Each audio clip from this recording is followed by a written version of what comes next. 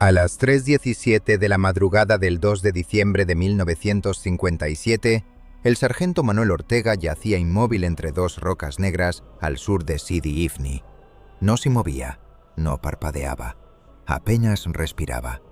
El viento del Atlántico llegaba débil hasta aquella meseta seca, cargado de sal, polvo y un frío que no pertenecía al desierto, sino a los muertos. A menos de 120 metros, 3 hombres armados fumaban alrededor de una hoguera baja, protegida por piedras. Sus siluetas se recortaban contra la luz temblorosa como figuras arrancadas de una pesadilla antigua. Eran combatientes del Ejército de Liberación marroquí. Ortega los observaba desde hacía 46 minutos. Había contado sus pasos, sus bostezos, el tiempo exacto que tardaban en girarse hacia el norte, hacia el camino que bajaba al barranco. Había medido también el intervalo entre una ráfaga de viento y otra, porque el viento aquella noche era más importante que cualquier oración. Cuando soplaba desde el oeste, arrastraba consigo el rumor del mar y cubría los sonidos pequeños. Una piedra desplazada, una hebilla rozando contra el correaje, el jadeo de un hombre asustado. Y todos los hombres estaban asustados, incluso él. A su espalda, ocultos entre sombras, aguardaban 9 españoles, legionarios, soldados de reemplazo, un cabo de transmisiones con fiebre y un teniente demasiado joven para comprender que el valor, en noches como aquella, no servía de nada si no iba acompañado de silencio. Llevaban 3 días cercados en el puesto avanzado de Tabelkut, una construcción miserable de adobe, sacos terreros y chapa ondulada que en los mapas militares aparecía marcada con una cruz y un nombre solemne. En realidad, no era más que una tumba con bandera. El agua se había acabado al amanecer del día anterior. La radio solo emitía chasquidos. Los moros habían cortado la pista hacia Sidi Ifni y tomado las alturas del este. Al mediodía, una avioneta española había pasado muy alto, demasiado alto, dando vueltas inútiles sobre el cielo blanco. Habían agitado mantas, disparado bengalas, encendido neumáticos. Nadie había respondido. Después, al caer la tarde, llegó el mensaje, no por radio. Un muchacho indígena, con la pierna abierta por metralla y los ojos vidriosos de fiebre, logró arrastrarse hasta la alambrada del puesto. Traía un papel envuelto en tela encerada. Murió antes de que el médico pudiera cortarle el pantalón.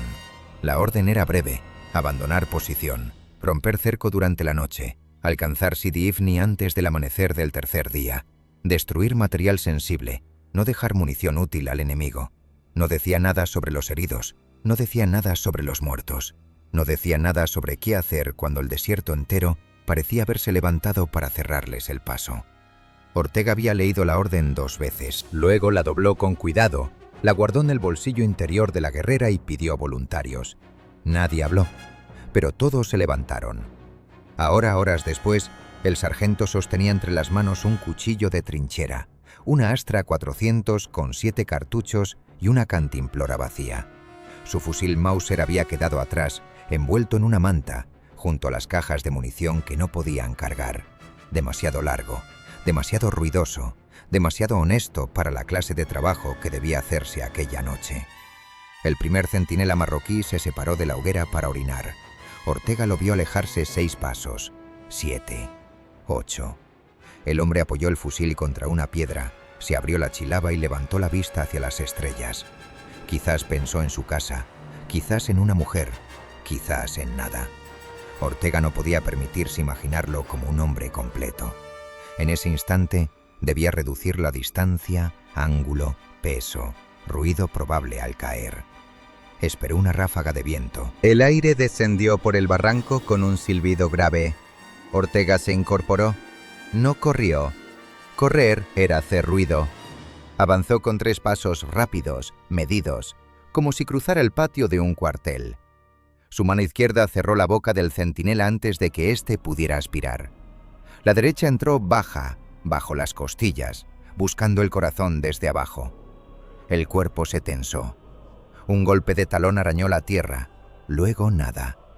Ortega sostuvo al hombre hasta que dejó de luchar. Lo bajó despacio, centímetro a centímetro, como se baja una caja de cristales. Durante unos segundos permaneció inclinado sobre él, escuchando. La hoguera seguía ardiendo. Los otros 2 hombres hablaban en voz baja. Uno rió. El sargento limpió la hoja del cuchillo en la arena. No sintió triunfo, solo una resta. Quedaban 2 junto al fuego, 3 más, tal vez 4, en la loma. Una ametralladora ligera cubría la pista. Más allá en la oscuridad, patrullas móviles recorrían los cauces secos. Y detrás de todo eso, a casi 40 kilómetros, estaba Sidi Ifni. Luz eléctrica, agua, médicos, mando, España. O lo que quedaba de España en aquella costa africana. Ortega levantó la mano. Desde las sombras el cabo Rivas avanzó arrastrándose con una cuerda enrollada al pecho.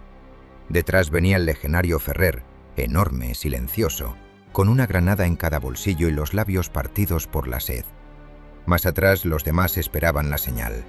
9 hombres convertidos en sombras, cada uno cargando lo imprescindible: munición, vendas, una radio muerta, 2 placas de identificación de compañeros que ya no podían caminar. El segundo centinela se levantó junto a la hoguera. Había notado algo. Ortega lo supo por la forma en que inclinó la cabeza. No era alarma todavía, era duda. La duda era peligrosa porque podía convertirse en voz.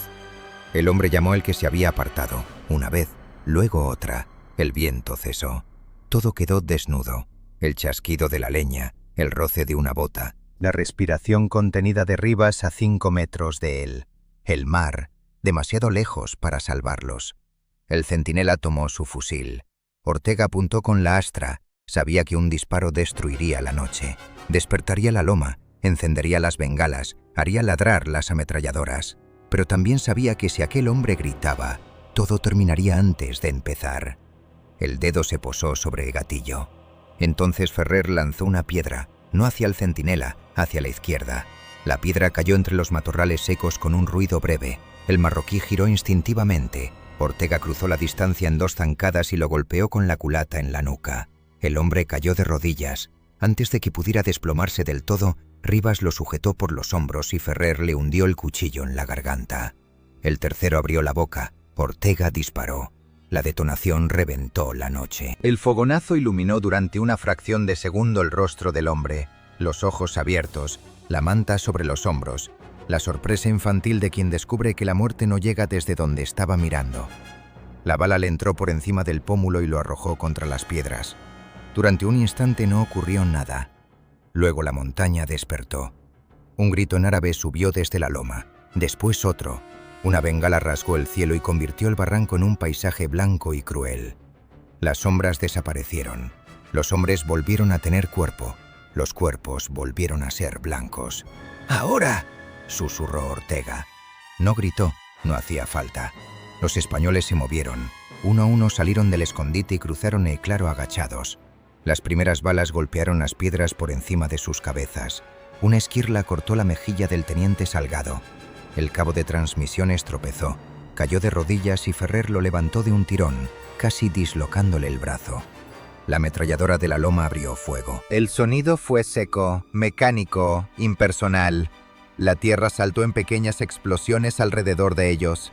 Ortega vio a Martín, el más joven, detenerse con una expresión de asombro. Durante medio segundo siguió de pie. Después cayó boca abajo, sin soltar la caja de munición que cargaba contra el pecho. Nadie se detuvo. Esa había sido la primera orden de Ortega. Si alguien cae, no se vuelve. La segunda orden era peor. Si alguien no puede caminar, se le deja el arma. La tercera no había hecho falta decirla. Todos la conocían. El grupo alcanzó el borde del barranco y comenzó el descenso. Las piedras sueltas rodaban bajo las botas. Las balas trazadoras pasaban sobre ellos como insectos rojos. Detrás, el puesto de Tabelkut ardía ya en silencio, incendiado por los 2 hombres que habían quedado atrás para destruir los archivos, las latas de gasolina y la radio inutilizada. Ortega no miró hacia el fuego. Sabía quiénes estaban allí. Sabía que no saldrían. Al fondo del barranco, la oscuridad volvía a espesarse. Si lograban alcanzar el cauce seco antes de que los tiradores corrigieran el ángulo, tendrían una posibilidad. Pequeña, miserable, casi insultante, pero una posibilidad. El sargento bajó el último. Siempre bajaba el último. Una bala le arrancó la gorra. Otra golpeó la roca junto a su rodilla y le llenó la boca de polvo. Saltó los últimos 2 metros, cayó mal, sintió un dolor agudo en el tobillo izquierdo y siguió avanzando sin comprobar si estaba roto. Había dolores que podían esperar, la muerte no. Cuando llegó al fondo contó a los hombres. 1, 2, 3, 4, 5, 6, 7, 8. Faltaba Martín. No lo dijo. Nadie preguntó. Por encima de ellos las voces enemigas se multiplicaban. Linternas descendían por la pendiente. Los perseguidores no tardarían en encontrar el rastro. Eran hombres de la montaña, acostumbrados a leer la tierra como un libro abierto. Cada huella española, cada gota de sangre, cada cartucho perdido sería una frase escrita para ellos. Ortega miró hacia el oeste. Allí no había camino, solo un laberinto de barrancos, piedra volcánica, matorral seco y desierto. Allí estaba la salvación, o una muerte más lenta. Sacó del bolsillo la orden doblada, la miró sin abrirla y la rompió en 4 pedazos. Luego se los metió en la boca, masticó el papel seco y lo tragó con dificultad. El teniente Salgado lo observó en silencio. ¿Y ahora, mi sargento? Ortega escupió polvo y sangre, levantó la vista hacia las estrellas. Buscó la Cruz del Sur por costumbre absurda, como si aún estuviera en los mapas escolares, y luego corrigió su orientación. Al norte quedaba la costa, al oeste una vaguada que tal vez desembocara en terreno abierto, al este la muerte segura. «Ahora caminamos», dijo. «¿Hasta dónde?» Ortega ajustó la correa de la pistola. En la oscuridad, los disparos seguían sonando sobre sus cabezas. El puesto ardía detrás de ellos. Delante, la noche africana no prometía nada. «Hasta que el desierto se canse antes que nosotros». Manuel Ortega había nacido en 1919 en un pueblo de la provincia de Almería, donde la tierra era tan pobre que hasta las piedras parecían heredarse de padres a hijos. Su primer recuerdo claro no era el rostro de su madre, ni la voz de su padre, sino el viento golpeando las contraventanas de una casa encalada, mientras los mayores hablaban en voz baja de lluvia, de deudas y de hombres que se marchaban a América para no volver nunca. En aquella parte de España, la infancia no era una estación de inocencia, sino un aprendizaje temprano de la escasez. Se aprendía a callar, a obedecer y a mirar el cielo con la esperanza mezquina de que una nube pudiera significar pan. Su padre, Julián Ortega, había sido peón de cantera antes de perder 2 dedos de la mano derecha bajo una piedra desprendida. Era un hombre seco, no cruel, pero endurecido por una vida que no le había dejado espacio para la ternura visible. Cuando Manuel cumplió 10 años, su padre le enseñó a distinguir el peso de una roca buena del de una piedra quebradiza, a escuchar el sonido del metal contra la veta, a no poner nunca la mano donde la herramienta pudiera traicionarlo. Aquellas lecciones fueron las primeras que le salvaron la vida. Años después, en Ifni, al calcular si una pared de adobe resistiría un impacto de mortero o si una cornisa de piedra soportaría el peso de un hombre armado, Manuel seguía oyendo la voz áspera de Julián. «No mires solo lo que tienes delante, mira lo que caerá cuando lo toques». Cuando estalló la guerra civil, Manuel tenía 17 años y ya había visto bastante hambre como para no creer en los discursos de nadie. En el pueblo, las palabras grandes llegaron antes que los fusiles. Patria, revolución, orden, justicia, traición. Luego llegaron los hombres armados y con ellos la verdadera lengua de España.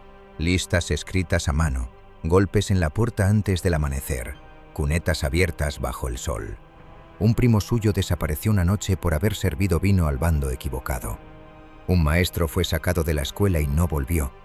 Manuel aprendió entonces que la política era una máquina capaz de convertir vecinos en delatores y muchachos en verdugos. No eligió la guerra lo eligió a él, como elegía a todos los hombres jóvenes, por el simple hecho de tener piernas, pulmones y manos capaces de apretar un gatillo. Lo incorporaron a una unidad de zapadores porque sabía manejar herramientas y no se asustaba con los explosivos de cantera.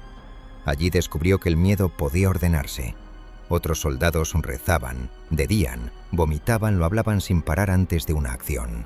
Manuel contaba pasos, segundos, clavos, metros de mecha, cartuchos, hombres vivos al salir y hombres vivos al volver. La aritmética no lo consolaba, pero le daba una forma. En medio del caos, una cifra era una piedra donde apoyar el pie. En Teruel aprendió el frío, en el Ebro aprendió el ruido. En los pueblos tomados y perdidos en una misma semana, aprendió que la victoria podía oler exactamente igual que la derrota. Humo, intestinos abiertos, pólvora húmeda y café quemado. Una tarde, mientras abrían una brecha en un muro bajo fuego de ametralladora, vio a un capitán joven quedarse paralizado en mitad de la calle. Manuel cruzó hasta él, lo arrastró por el cuello de la guerrera y lo tiró detrás de un carro volcado. Luego siguió trabajando con una carga de trilita entre las manos como si estuviera colocando una puerta. Aquella noche lo propusieron para una medalla que nunca recibió. El papel se perdió, o alguien decidió que un hijo de nadie no necesitaba honores. Tuvieron una hija, Clara, en 1945. La niña nació débil, con un llanto tan pequeño que la comadrona frunció los labios antes de atreverse a felicitarles. Manuel, que había sostenido hombres abiertos por la metralla sin temblar, sintió miedo al tomar aquel cuerpo diminuto. Durante los primeros meses se despertaba varias veces cada noche para comprobar si respiraba. Isabel se burlaba de él con dulzura, llamándolo centinela de cuna. Él aceptaba la burla en silencio, sentado junto al catre, una mano sobre la manta, atento al leve movimiento del pecho de su hija. En 1951, Clara murió de difteria. La enfermedad entró en la casa como una sombra pequeña y se instaló en la garganta de la niña. Hubo médico, pero no suficiente medicina. Hubo rezos, pero no milagro. Isabel envejeció 10 años en 3 noches. Manuel no lloró delante de ella, tampoco lloró en el cementerio, ni al volver a una casa donde la cuna seguía ocupando un rincón absurdo. Solo una semana después, mientras desmontaba el pestillo de una puerta que ya no necesitaba cerrarse tan despacio, se le cayó el destornillador de las manos y permaneció sentado en el suelo hasta el amanecer. No emitió un solo sonido. Al levantarse, algo en él había quedado sellado. Entró en el ejército de forma permanente porque no encontró otra institución que pagara a tiempo, diera botas, techo y una razón simple para levantarse cada mañana. No fue por fe, no fue por gloria, fue por sueldo, cartilla de racionamiento y la posibilidad, primero, de alimentar a su hija, después, de no quedarse encerrado con su ausencia. Durante años sirvió en destinos grises, reparando almacenes, supervisando polvorines, instruyendo reclutas torpes que confundían valor con ruido. Sabía encontrar agua en una rambla seca, levantar un refugio con 4 chapas y 6 sacos, convertir una caja de munición vacía en estufa, una lata en lámpara, un trozo de cable en antena. Ortega era el hombre al que se llamaba cuando algo debía funcionar aunque las instrucciones, los repuestos y la lógica hubieran desaparecido. Cuando llegó la orden de traslado a África Occidental Española, Manuel no protestó. Sidi Ifni era para muchos un castigo, una esquina polvorienta del imperio, una palabra que los funcionarios pronunciaban con desgana en oficinas calurosas. Para él fue casi un alivio. África ofreció una forma limpia de distancia. Allí nadie conocía a Clara, nadie miraba a Isabel para medir su pena. Nadie esperaba de Manuel otra cosa que eficacia. Embarcó con un petate, 2 mudas, una fotografía doblada de su hija y una carta de Isabel que no abrió hasta 3 semanas después. Ifni no se parecía a los mapas. En los mapas era una franja clara junto al Atlántico, una posesión remota con límites trazados por tratados viejos y tinta administrativa. En la realidad era piedra, viento, polvo, aldeas desconfiadas, cuarteles pobres y una costa que parecía mirar siempre hacia otra parte. Los oficiales hablaban de soberanía, de pacificación, de prestigio. Los soldados hablaban de agua, correo, permisos y chinches. Los nativos hablaban poco delante de los españoles, y cuando lo hacían, sus ojos decían más que sus bocas. Manuel entendió pronto que aquella tierra no les pertenecía del modo en que un Estado cree poseer lo que puede colorear en un mapa. España estaba allí como un hombre aferrado a una puerta que ya se ha desprendido de la casa. Durante sus primeros meses en Sidi Ifni, Ortega trabajó en fortines, depósitos de munición y pistas secundarias. Revisó alambradas oxidadas, corrigió emplazamientos de ametralladora mal orientados, reforzó muros levantados por hombres que nunca habían visto caer un mortero. Escribió informes. La mayoría no recibió respuesta. Advirtió que ciertos puestos avanzados quedarían aislados si las tribus cortaban 2 pistas concretas. Le dijeron que exageraba. Señaló que las radios de campaña fallaban con la humedad salina y que las baterías de repuesto llegaban tarde. Le dijeron que el suministro estaba previsto.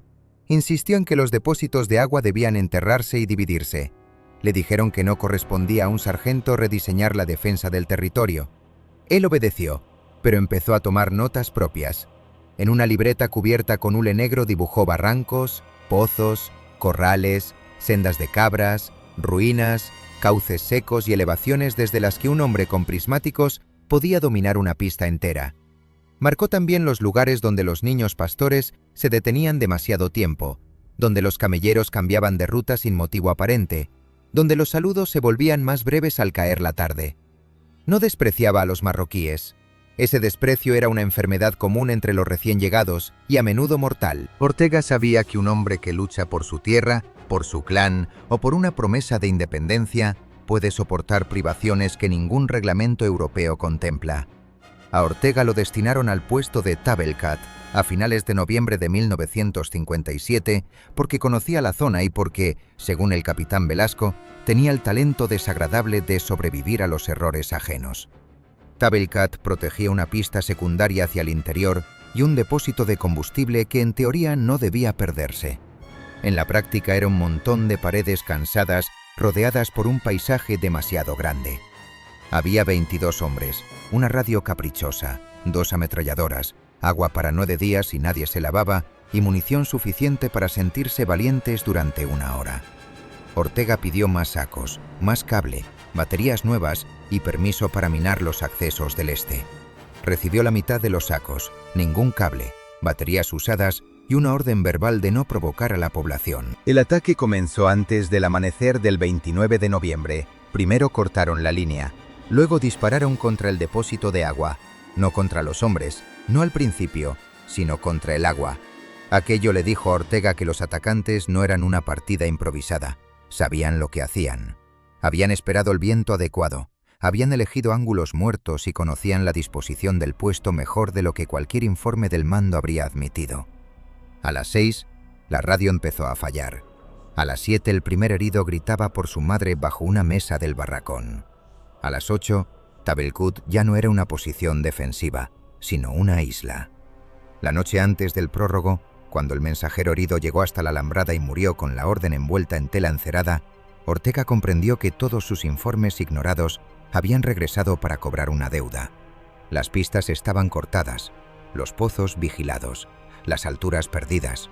El puesto ya no podía sostenerse. Permanecer allí significaba morir por etapas y entregar al enemigo al final los cadáveres, las armas y una bandera chamuscada.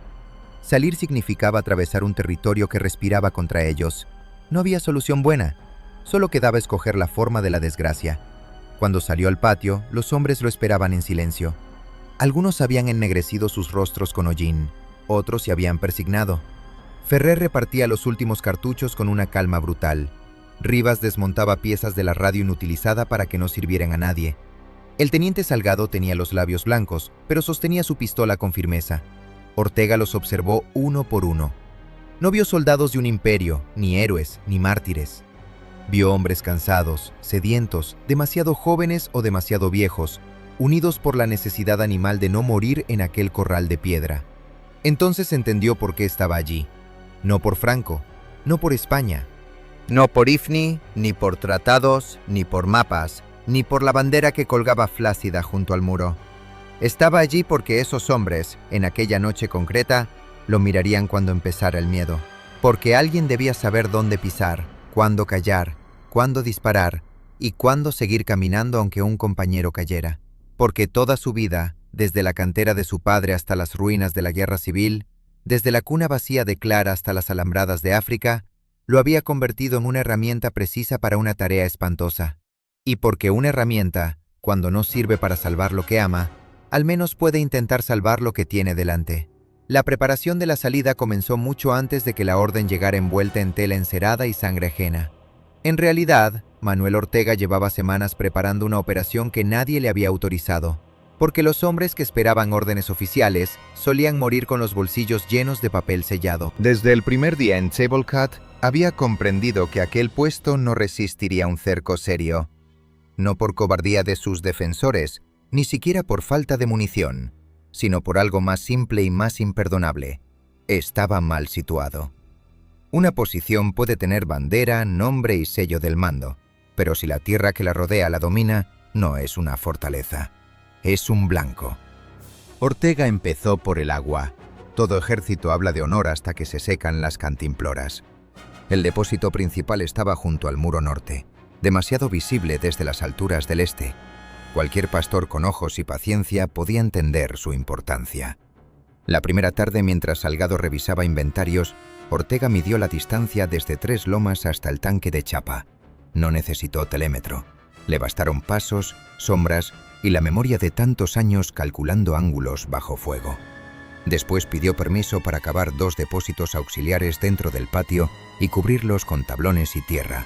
El permiso no llegó, así que lo hizo de todos modos. Luego vino la ruta. La pista principal hacia Sidi Ifni era una línea demasiado evidente. La segunda pista, más al oeste, atravesaba una zona de matorral bajo y desembocaba en un cauce seco que los mapas nombraban como si fuera un río, aunque hacía años que no llevaba más que piedras y alacranes. El mando la consideraba impracticable para una columna. Ortega la consideraba precisamente por eso. Un camión no pasaría, pero hombres a pie sí. La diferencia entre ningún superviviente y algunos supervivientes era suficiente para empezar a trabajar. Rivas lo ayudó con la radio.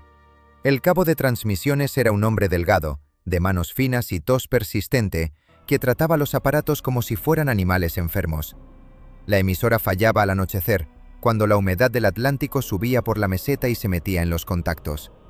Rivas la desmontó 3 veces, limpió bornes con una tira de camisa, cambió cables, improvisó aislantes con caucho arrancado de una cámara de bicicleta y soldó una unión usando una cucharilla calentada al rojo. Al final consiguieron que la radio no transmitiera mejor, pero sí que muriera de una forma útil. Ortega quería arrancarle un último mensaje en el momento de la salida, lo bastante breve para que Sidi Ifni supiera que Tabelkut había caído y que un grupo intentaría alcanzar la costa por el oeste. No necesitaba conversación, solo una frase. También preparó el silencio. Esa fue la parte más difícil. Los hombres creen que moverse en silencio consiste en hablar bajo. Ortega sabía que el verdadero ruido estaba en las hedillas, en los cargadores mal sujetos, en las bayonetas que chocaban contra cantimploras, en las tos de los fumadores, en el miedo. Revisó equipo por equipo una noche sin luna. Quitó lo inútil con una dureza que provocó miradas de odio. Platos de metal, mantas de más, peines, latas vacías guardadas por costumbre, navajas con cadenas, todo fue apartado.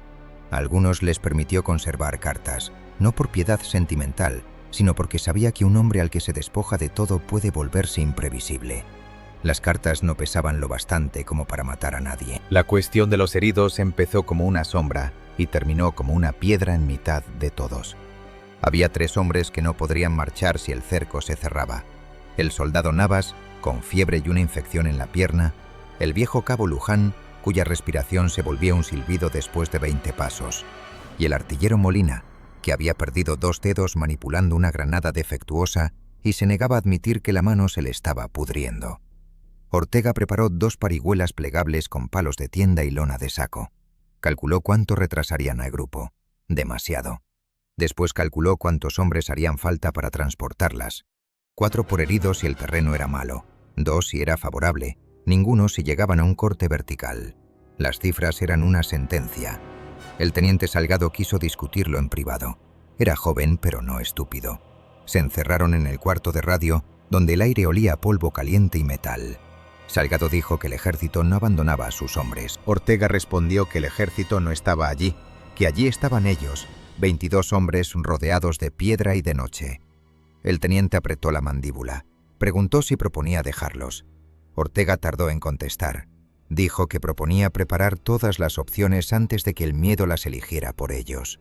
Era una frase fría, incluso cruel, pero Salgado no volvió a contradecirlo. Desde aquel momento dejó de mirar a Ortega como un subordinado y empezó a mirarlo como se mira una herramienta peligrosa que uno necesita aunque le repugne tocarla. Las armas se revisaron una por una. Los Mauser eran fiables pero largos, torpes en los barrancos. Las pistolas daban confianza de cerca y muerte de lejos solo por accidente. Las 2 ametralladoras pesaban demasiado para llevarlas durante una ruptura nocturna, pero abandonarlas intactas habría sido una estupidez.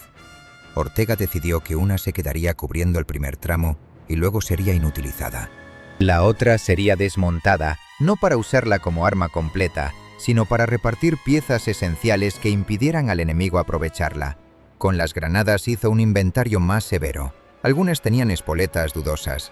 Las buenas se repartieron entre hombres capaces de no lanzarlas por pánico. Las peligrosas se reservaron para trampas. Bajo el suelo del almacén de combustible, Ortega conectó 2 granadas a una cuerda tensada a la altura del tobillo. No era un mecanismo elegante. Si alguien entraba deprisa, bastaría. En la puerta del cuarto de radio colocó otra, escondida detrás de una caja rota. Mientras trabajaba, Martín lo observaba con los ojos demasiado abiertos. Al final preguntó si aquello era cristiano. Ortega siguió atando el alambre y dijo que no, que era militar. A Martín lo preparó más que a los otros porque veía en él una fragilidad que la guerra huele de lejos. Tenía 19 años, manos de escribiente y una fotografía de su madre cosida dentro de la guerrera. Ortega le enseñó a cargar en silencio, a no beber toda el agua aunque la lengua se le pegara al paladar, a usar la sombra de otro cuerpo para cruzar un claro iluminado. Martín aprendía rápido, pero había una pregunta en su rostro que nunca formulaba. ¿Por qué yo? ¿Por qué aquí? Ortega no tenía respuesta.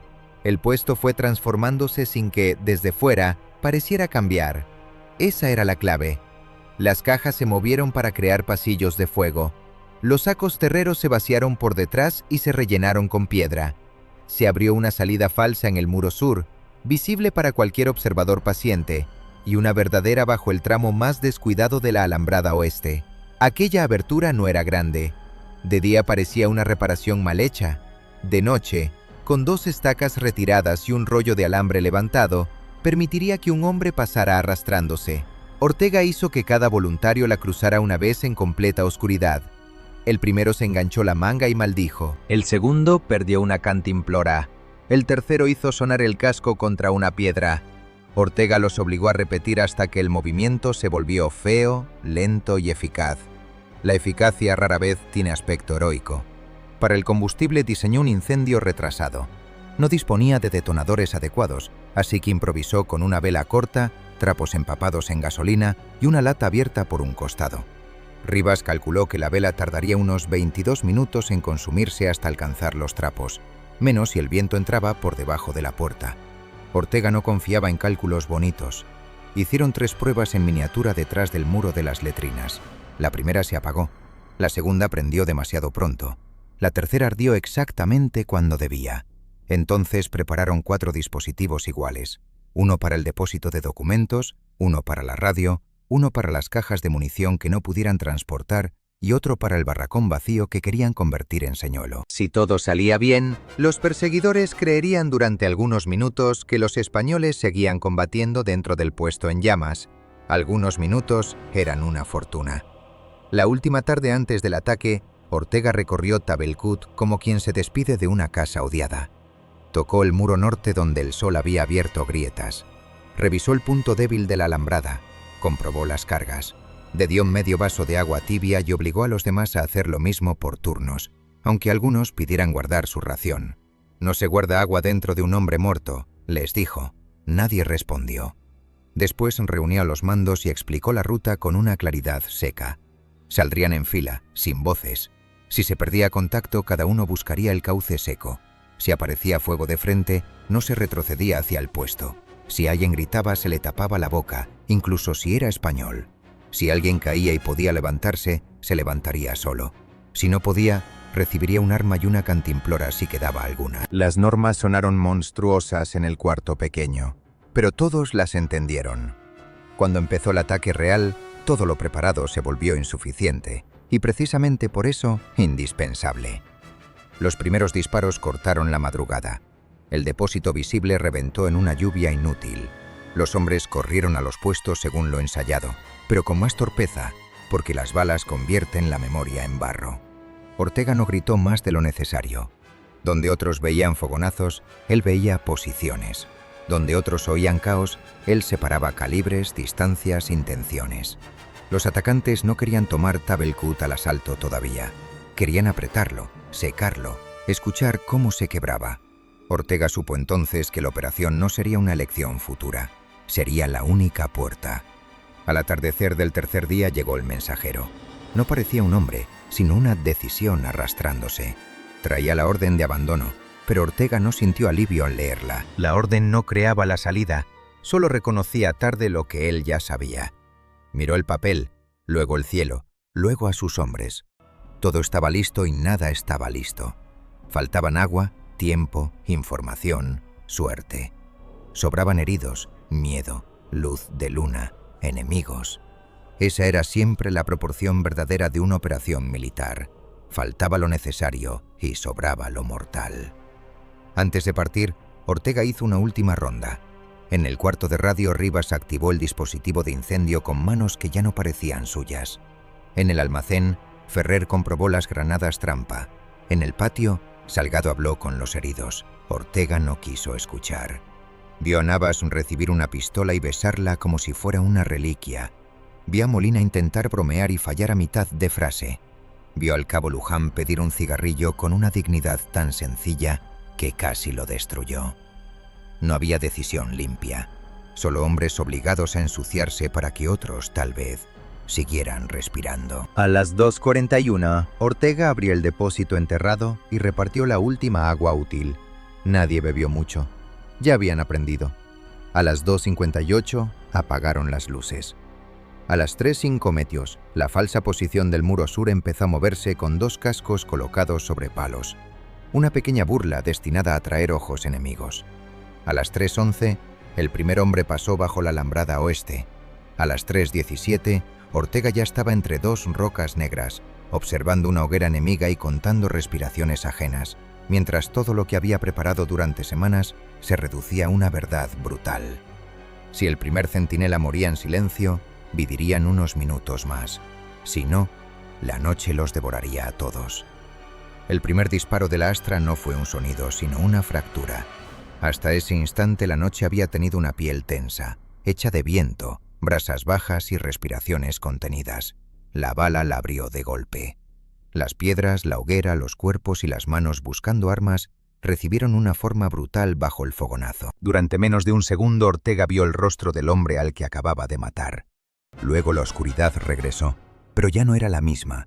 Ahora estaba llena de ojos. «¡Abajo!», murmuró. Ferrer fue el primero en moverse. Su cuerpo enorme, torpe de día, se deslizó entre las rocas con una agilidad feroz. Llevaba al cabo Rivas casi pegado a la espalda, empujándolo cuando la tos o el miedo le endurecían las piernas. Detrás venía Salgado con la pistola alzada, inútil a esa distancia, pero necesaria para su dignidad. Los demás cruzaron el claro encorvados, como animales que saben que la vida puede depender del ruido de una hebilla. Desde la loma oriental alguien gritó.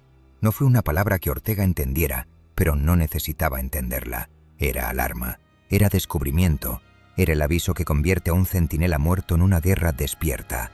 Una bengala subió al cielo y estalló sobre ellos, derramando una luz blanca, cruel, casi médica. Las sombras desaparecieron. Cada hombre quedó expuesto con su rostro, su miedo y su fusil.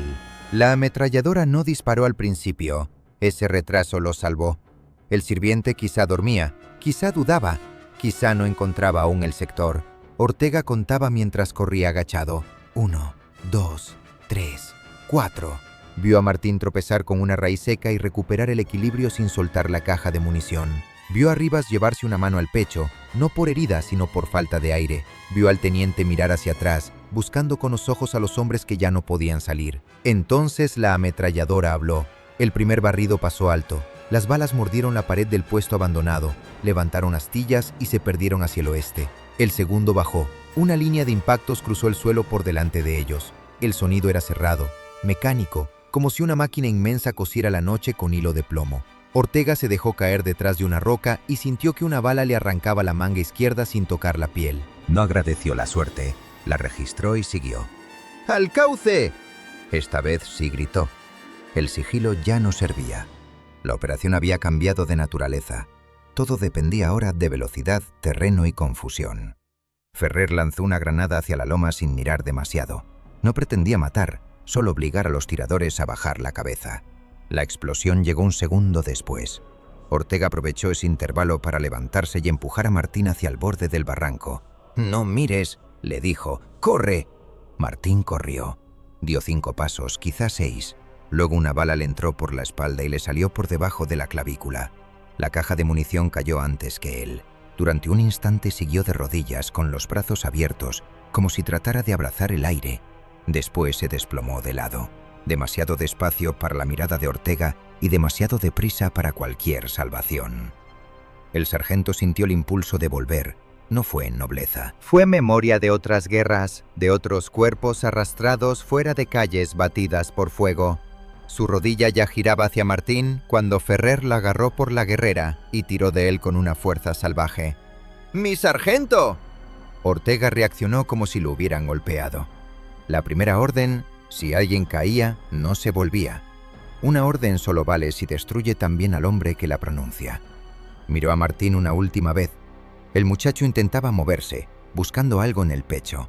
La fotografía cosida, la herida, su madre. Ortega levantó la astra. No disparó. El tiempo ya no le pertenecía. 2 impactos estallaron junto a su cara. Ferrer volvió a tirar de él y ambos saltaron hacia el barranco. Cayeron mal. El descenso era un tajo de roca volcánica y arena suelta. Los hombres resbalaban, se golpeaban, rodaban, se levantaban, seguían. Rivas perdió el casco. Salgado se abrió la mejilla contra un saliente. Beltrán bajó sentado los últimos metros, maldiciendo entre dientes. Ortega llegó al fondo con el tobillo izquierdo torcido y la boca llena de polvo. El dolor subió desde el pie hasta la cadera. Lo ignoró. Había dolores que podían esperar. La muerte, no. Arriba, Tabelkut empezó a incendiarse. Primero fue un resplandor bajo detrás de los muros. Luego una lengua de fuego salió por la ventana del almacén. Las cargas improvisadas de Rivas habían prendido. Unos segundos después ardió también el barracón vacío y el señuelo cobró vida. Desde la distancia parecía posible que aún hubiera hombres dentro disparando. Algunos atacantes desviaron el fuego hacia el puesto. La confusión era pequeña, pero real. ¡Contad! No hubo nombres completos. Cada uno respondió con una palabra, un gruñido o un golpe en el hombro del anterior. Ferrer, Rivas, Salgado, Beltrán, Torres, Arenas, Medina, Cifuentes, 8 con Ortega. Martín quedaba arriba. Luján, Navas y Molina quedaban en el puesto.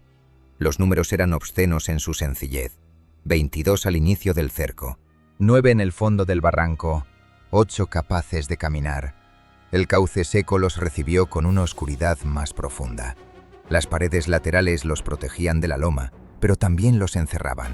Si el enemigo alcanzaba cualquiera de los extremos antes que ellos, quedarían atrapados. Ortega tomó un puñado de arena y lo dejó caer. El viento venía de cara, débil pero constante. Malo para avanzar, bueno para cubrir sonido. Si su memoria no lo traicionaba, a unos 500 metros habría un paso estrecho por la margen norte. Sin linternas, mano en el hombre de delante. Si alguien pierde contacto, se pega a la pared derecha, espera 10 respiraciones y sigue solo. Nadie preguntó por Martín. Nadie preguntó por los que quedaban atrás. Avanzaron por el cauce con los cuerpos doblados. Las piedras rodaban bajo sus botas. Cada ruido parecía excesivo. Rivas empezó a toser. Una tos pequeña, ahogada, pero peligrosa. Ferrer le tapó la boca con la mano sin detenerse. Ortega oyó el forcejeo y supo que la fiebre del cabo iba a ser otro enemigo. El primer perseguidor bajó al barranco antes de lo previsto. No lo vieron, lo oyeron. Una piedra desprendida, un juramento, luego el roce de una culata contra roca. Ortega alzó el puño. La columna se congeló. Arriba en la pendiente una sombra descendía con cautela. Detrás venía otra. No eran una partida completa. Solo 2 hombres impacientes o valientes, enviados a comprobar si los españoles habían tomado el cauce. Ortega señaló a Ferrer y a Beltrán. No hicieron falta palabras. Ferrer se pegó a la pared izquierda. Beltrán cruzó a la derecha con el cuchillo entre los dientes. Los perseguidores llegaron al fondo. Uno se detuvo para escuchar. El otro avanzó 3 pasos. Ortega podía oír su respiración. Podía oler el cuero húmedo del correaje, el humo de la hoguera pegado a la lana. El primero murió sin entender qué lo sujetaba. Ferrer salió de la pared y le hundió el cuchillo bajo la mandíbula. El segundo alcanzó a girarse. Beltrán saltó demasiado pronto, resbaló, falló el golpe y recibió un culatazo en la sien. El marroquí abrió la boca para gritar. Ortega disparó la astra a menos de 4 metros. El fogonazo iluminó el cauce y la sangre contra la piedra. El disparo fue necesario y desastroso. La respuesta llegó desde arriba casi de inmediato. Varias voces, disparos hacia el cauce. Las balas rebotaron en las paredes y cambiaron de dirección con chillidos agudos.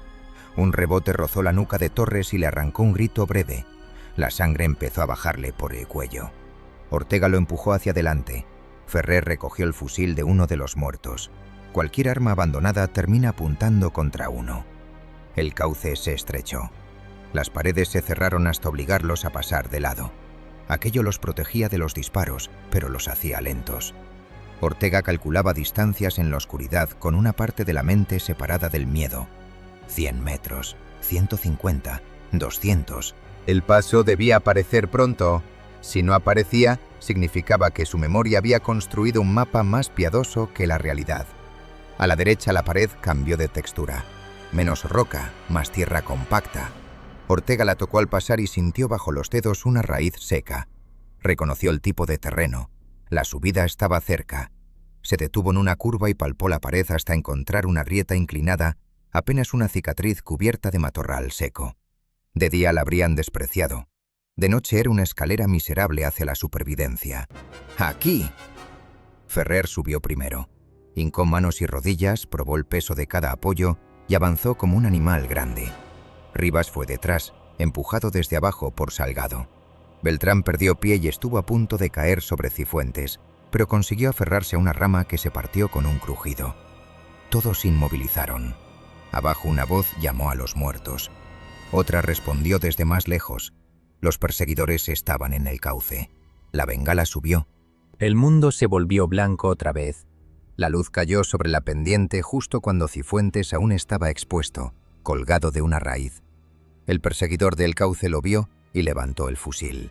Ortega no podía alcanzarlo con el cuchillo. La astra tenía pocos cartuchos y el ángulo era malo. Salgado disparó antes que él y falló. La bala enemiga pasó junto a Cifuentes. La segunda no llegó. Ferrer, ya arriba, dejó caer una piedra del tamaño de un casco. No fue elegante, fue suficiente. La piedra golpeó al hombre y lo derribó contra el fondo. Treparon los últimos metros arañando tierra, rompiendo uñas, arrancando matorrales. Ortega salió el último y rodó detrás de una losa plana. Desde allí vio el cauce iluminado bajo la bengala moribunda. 2 hombres corrían hacia la subida. Ferrer alzó el fusil capturado y disparó 3 veces. El primero cayó, el segundo desapareció en la sombra. No sabían si muerto, herido o prudente. No importaba. Había que irse. La meseta superior era un terreno ondulado, cubierto de piedras bajas y matas duras. Al oeste la oscuridad parecía más abierta. Al norte, invisible pero presente, quedaba el mar. Ortega sabía que habían roto el primer anillo, pero no el cerco. La ruptura no era libertad, era apenas el derecho a ser cazados en un espacio más grande. Ortega señaló hacia una zona de roca oscura al suroeste. Un terreno quebrado que de día habría parecido inútil. Allí no había sendero, ni cauce, ni abrigo cómodo. Solo piedra volcánica, filos, grietas y una subida lenta que lastimaría tobillos y rodillas. Precisamente por eso, quizá, nadie cerraría aquel paso en la primera hora. Nadie protestó. La protesta exige una energía que ya empezaba a faltarles. Se pusieron en marcha antes de que se cumplieran 3 minutos. Ortega tomó la retaguardia. El tobillo le ardía y cada paso sobre la piedra le enviaba un latigazo hasta la espalda. A sus espaldas, una segunda explosión sacudió Tabelkut. Las municiones abandonadas habían empezado a arder. El fuego, el ruido y la incertidumbre eran los últimos soldados que Ortega había dejado defendiendo el puesto. El grupo se internó en la roca. Ya no corrían. Avanzaban con pasos cortos, evitando las manchas claras de arena donde una huella se leería al amanecer. Ortega obligó a todos a pisar piedra cuando podían. Cuando no, Ferrer borraba con una rama seca lo más visible. Toda persecución se alimenta de facilidad. Había que negársela. A las 4:02, la noche volvió a cerrarse. Sin bengalas, sin fuego directo, sin voces cercanas. Solo quedaba detrás el resplandor de Tabelkut y delante una extensión negra que parecía no terminar. Después de la primera descarga de miedo, cualquier pausa se confunde con salvación. Por eso Ortega no permitió descanso. Al oeste no había promesa, solo piedra, matorral y una oscuridad que retrocedía poco a poco. Aún así, Ortega siguió andando. Al amanecer, el desierto dejó de ser paisaje y empezó a comportarse como un enemigo. No atacó de golpe. Primero retiró la noche con una lentitud engañosa, desteñendo el cielo hasta un azul pálido que parecía limpio y misericordioso. Luego hizo visibles las piedras, las matas secas, los cortes de la tierra y los rostros de los hombres. Aquello fue peor que la oscuridad. Durante la noche todos habían sido sombras empujadas por el miedo. Con la luz volvieron a ser cuerpos, bocas agrietadas, ojos hundidos, manos sucias de pólvora y sangre, botas comidas por la roca. Ortega fue el primero en comprenderlo. El ruido del combate había quedado atrás. Ya no había disparos inmediatos ni voces próximas. Ese silencio, que a otro hombre le habría parecido una tregua, a él le sonó como una cuenta atrás. El enemigo humano se reorganizaba en alguna parte. El otro, el verdadero, ya los tenía dentro de la boca. Habían caminado desde la ruptura sin detenerse, primero entre roca volcánica y luego por una llanura pedregosa donde cada paso encontraba un filo. Allí Ortega permitió la primera pausa. No la llamó descanso. Lo que concedió fueron 6 minutos de inmovilidad. Ferrer se dejó caer de rodillas, con el fusil capturado cruzado sobre las piernas. Rivas respiraba sentado contra una piedra, los labios blancos, una mano cerrada sobre el costado. Salgado se limpió la sangre seca de la mejilla y empeoró la herida. Torres tenía el cuello vendado con una tira de camisa oscurecida. Beltrán miraba hacia el este, donde Tabelcut no era más que una mancha de humo. Ortega contó cantimploras, 4. Una casi vacía, 2 a la mitad, una llena porque Cifuentes no había bebido desde la tarde anterior por miedo a quedarse sin agua. Ortega se la quitó sin pedir permiso. Cifuentes abrió la boca para protestar, pero se encontró con los ojos del sargento y bajó la mirada. La sed hacia los hombres infantiles les devuelve una forma primitiva de injusticia, como si el mundo les debiera agua por el simple hecho de estar vivos. Repartió 2 tragos por hombre. No sorbos largos, no alivio. Solo el mínimo líquido necesario para que la lengua volviera a separarse del paladar. Rivas intentó rechazarlo, diciendo que la fiebre le daba náuseas. Ortega le sostuvo la cantimplora contra la boca hasta que tragó. Salgado observó la escena en silencio. El sol salió entero a las 6:43. Lo supieron por la forma en que la luz perdió su color humano.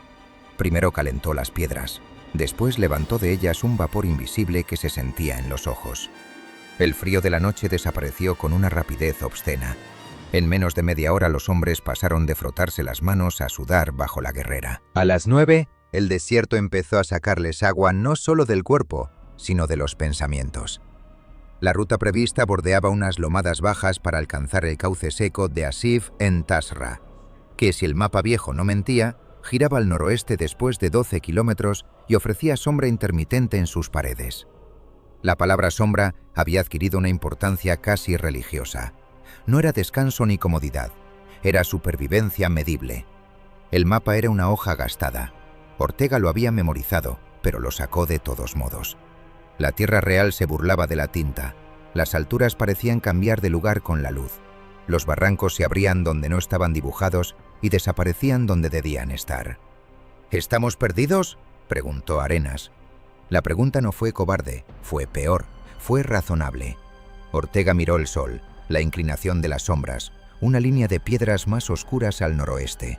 Tal vez fuera la quebrada que recordaba, tal vez no. En el desierto la memoria también se deshidrata. «Estamos andando», dijo. No era una respuesta, era una orden disfrazada. A media mañana vieron el primer espejismo. Una línea temblorosa al oeste, baja y brillante, como agua extendida sobre la llanura. Medina lo vio primero y se detuvo. Nadie dijo nada durante varios segundos. Todos sabían que no podía ser agua. Todos la miraron como si lo fuera. Cifuentes dio 2 pasos hacia la visión. ¡Quieto! La voz de Ortega lo detuvo, pero no lo convenció. Cifuentes tenía los ojos enrojecidos y la boca abierta. Era un panadero de Zaragoza, de brazos fuertes y paciencia sólida. La sed le había quitado las 2 cosas. «Allí hay agua. Allí hay sol. Yo la veo. Todos la vemos». Cifuentes tembló. Durante un instante pareció que iba a levantar el fusil. Ferrer se movió apenas, lo suficiente para quedar entre él y Ortega. La disciplina no se rompía primero en una gran traición, sino en algo tan pequeño como una garganta seca mirando un reflejo. Ortega se acercó sin brusquedad.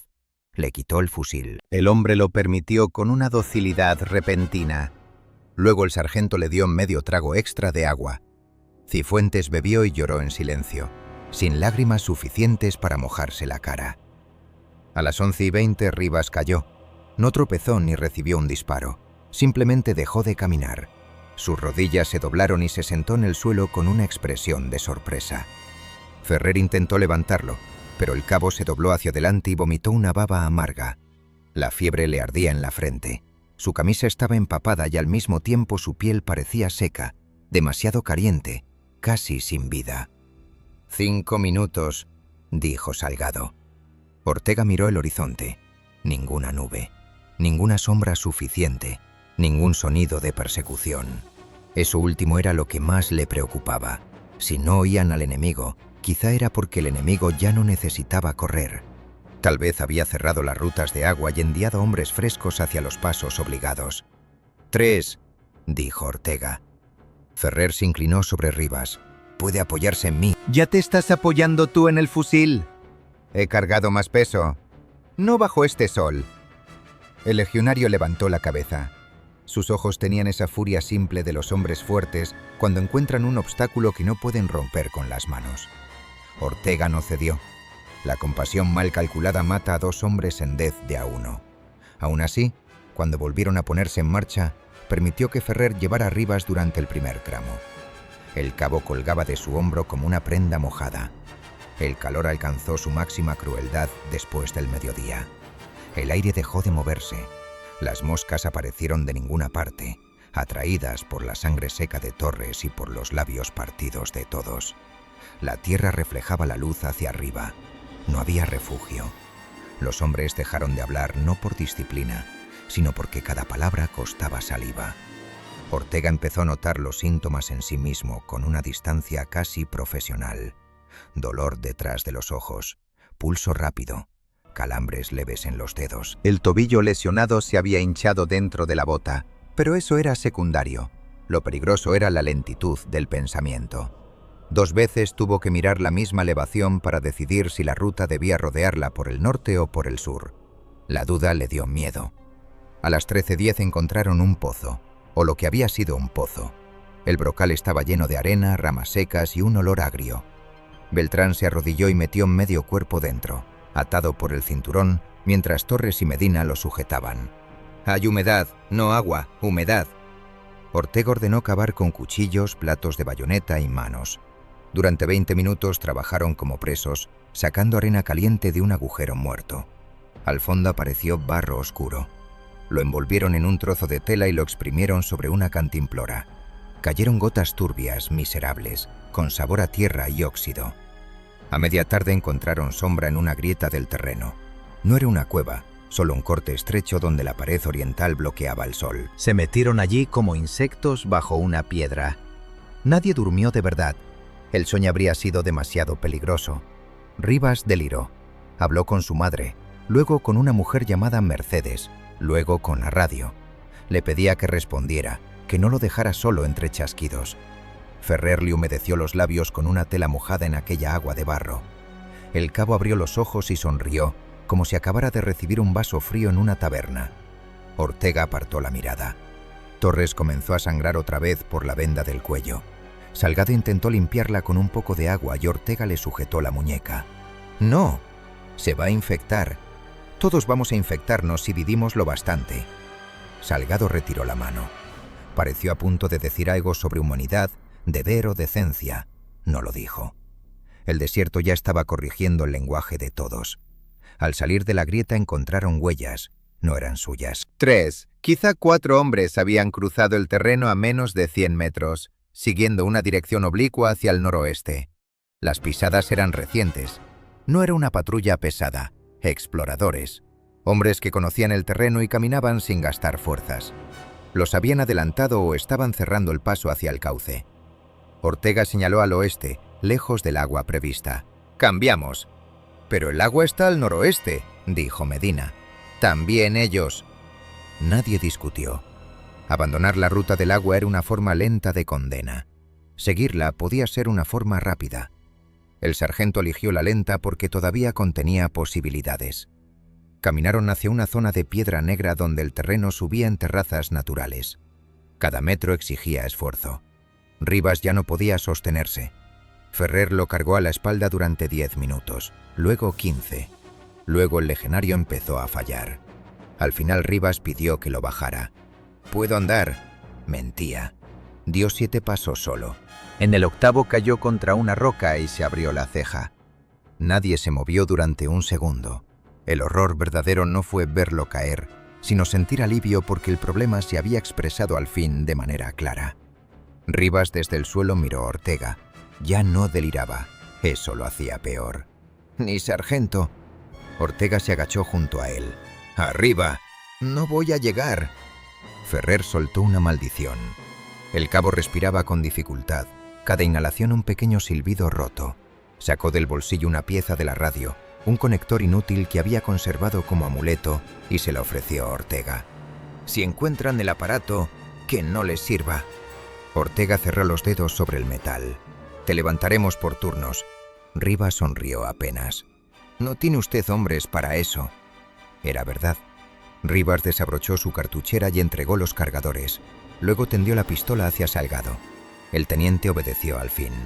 No hubo discursos. Los discursos gastan agua y mienten. Ferrer se arrodilló junto a Rivas y apoyó su frente contra la del cabo durante un instante. Ortega le dio la cantimplora casi vacía. Rivas la rechazó. El sargento la dejó igualmente sobre la piedra. Cuando se alejaron, nadie miró atrás durante los primeros 50 pasos. Después Ferrer sí lo hizo. Ortega lo vio, pero no lo reprendió. El cabo Rivas era ya una figura pequeña contra la roca, sentado a la sombra creciente, con la mirada puesta hacia el este, como si esperara oír por fin una voz clara en la radio del mundo. La noche llegó sin alivio. El calor se retiró y dejó cuerpos empapados que empezaron a enfriarse demasiado deprisa. El desierto cambió de arma. Ya no les quemaba la piel, les robaba el calor desde dentro. La sed no disminuyó. Solo se volvió más honda, más silenciosa, más parecida al pensamiento. A las últimas luces, Cifuentes empezó a murmurar que habían tomado la dirección equivocada. Decía que el agua estaba atrás, que Rivas no debía haberse quedado, que Martín quizás seguía vivo, que Ortega los estaba llevando hacia ninguna parte. No gritaba. El peligro estaba en que hablaba con una calma convincente. Ortega dejó que caminara 10 minutos más. Luego se acercó, le puso una mano en el hombro y le dijo que cerrara la boca. Cifuentes se volvió despacio. Tenía los ojos secos, brillantes, ajenos. «¿Usted no sabe dónde vamos?» «No». La sinceridad lo desarmó más que una amenaza. «Pero sé dónde no debemos estar». Cifuentes pareció buscar una respuesta y no la encontró. Al cabo de un momento siguió andando. La columna continuó sobre la piedra negra, reducida ya no a soldados, sino una línea de voluntades gastadas. Detrás quedaban el puesto, Martín, Rivas, los heridos, la ruta prevista, la idea de que la noche anterior había sido lo peor. Delante no había camino. Ortega miró las estrellas cuando aparecieron, no porque fueran hermosas, sino porque aún obedecían a reglas. Eligió una, corrigió el rumbo y siguió avanzando. A su espalda escuchó las respiraciones de 6 hombres y entendió que el primer día fuera de Tabelcat no había sido una huida, había sido una selección. El desierto había empezado a elegir. La caza empezó con un sonido inesperado. No fueron voces, ni disparos, ni ladridos de perros. Fue un silbido agudo desde el cielo cuando el sol apenas levantaba una línea roja. Ortega pensó en un mortero y se tiró al suelo, arrastrando a Salgado con él. Pero no hubo explosión. Solo el bramido de un motor y la silueta de un avión cruzando bajo sobre la meseta. Era español, o eso parecía. Ferrer hizo ademán de agitar los brazos, pero Ortega lo agarró por el cinturón y lo hundió contra el suelo. «¡Quieto! ¡Es nuestro! Desde ahí arriba no lo somos». La tercera pasada fue peor. Algo cayó del avión y silbó hacia el norte. Una bomba pequeña estalló detrás de una loma. El piloto no los había visto, o no había sabido quiénes eran. La esperanza se retiró de los rostros con una lentitud dolorosa. «Seguimos», dijo Ortega. El avión se alejó hacia la costa. Si ellos habían oído el motor, también lo habían oído las partidas que los buscaban. Cada señal en el desierto llamaba a más ojos. A media mañana encontraron el primer indicio claro de la persecución. No eran huellas, sino ausencia. Una bandada de pájaros levantó el vuelo demasiado pronto al otro lado de una vaguada. Ortega alzó el puño. La columna se detuvo. Escucharon. El viento traía polvo y un murmullo bajo. Luego llegó un sonido metálico. Una piedra golpeada por una herradura. Caballos. No muchos. 2, quizá 3. Tal vez mulas.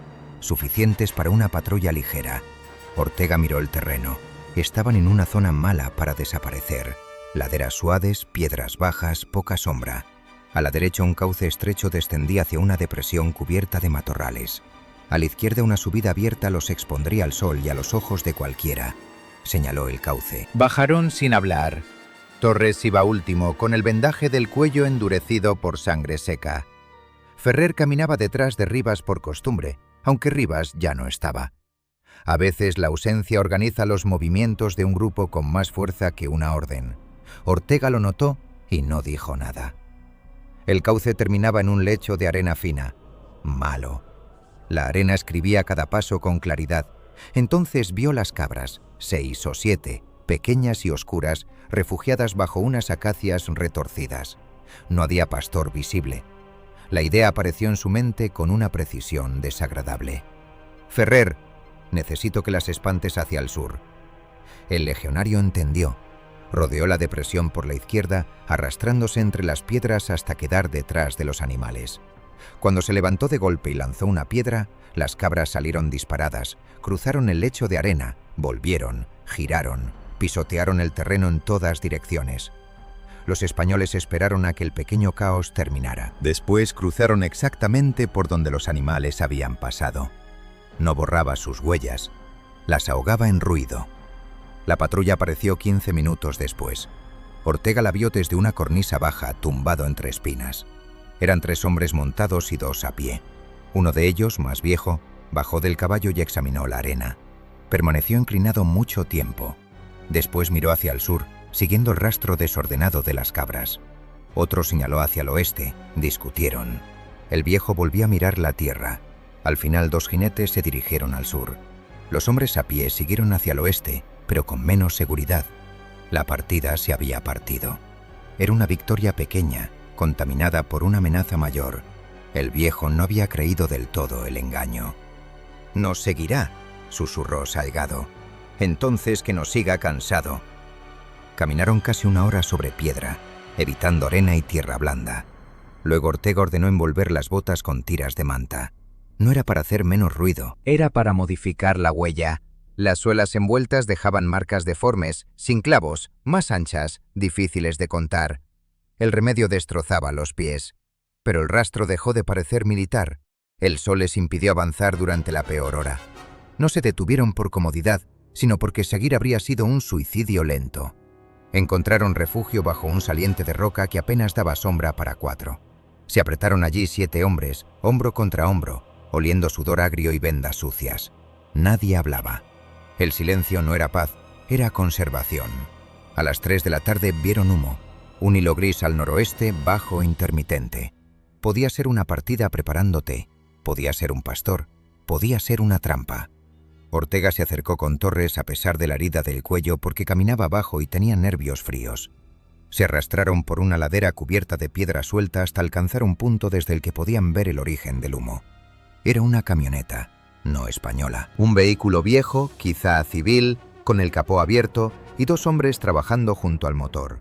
A unos metros otros 4 descansaban bajo una lona. Había fusiles apoyados contra una rueda. No era una patrulla lista para cerrar el paso, sino un grupo de apoyo. Lo importante era lo que llevaba detrás, 2 bidones de agua atados con cuerda. Torres miró a Ortega. Agua. El campamento estaba mal situado, confiado. La lona bloqueaba parte de la visión. Atacarlos era una locura.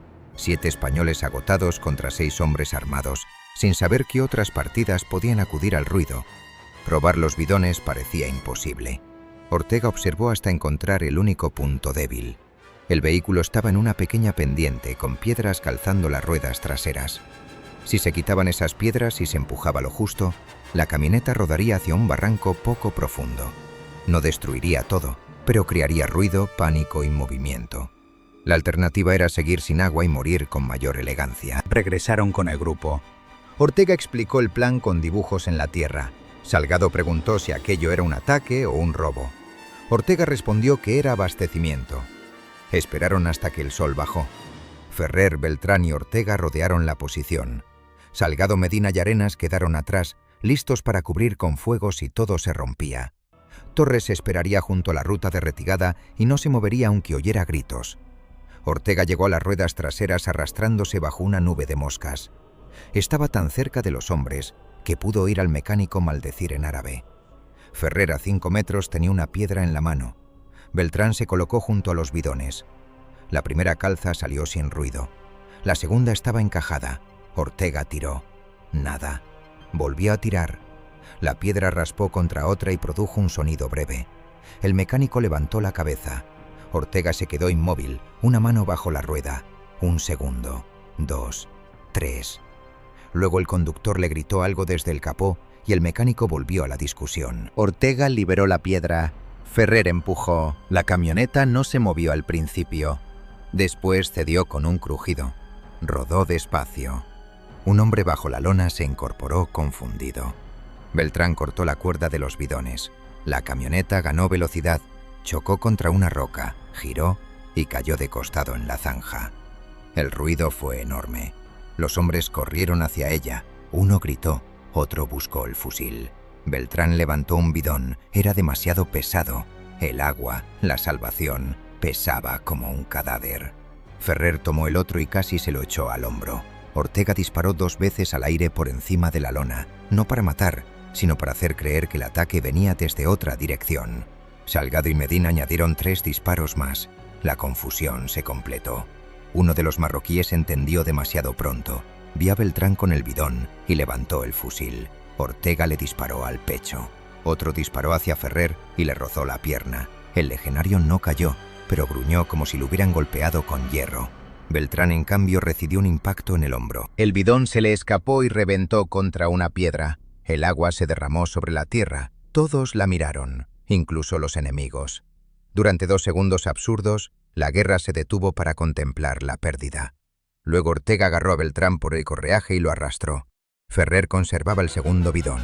Eso lo salvó de una desesperación completa. La retirada fue caótica. Disparos detrás, piedras bajo los pies, el bidón golpeando contra la espalda de Ferrer como un tambor. Torres apareció donde debía y guió al grupo hacia una grieta entre 2 lomas. Beltrán sangraba por el hombro, pero caminaba. Esa fue la única buena noticia. Corrieron hasta que no pudieron correr. Después caminaron doblados. Después se dejaron caer en una hondonada donde unas rocas los ocultaban. Ferrer soltó el bidón y se quedó inclinado sobre él, temblando de esfuerzo. Ortega revisó la herida de Beltrán.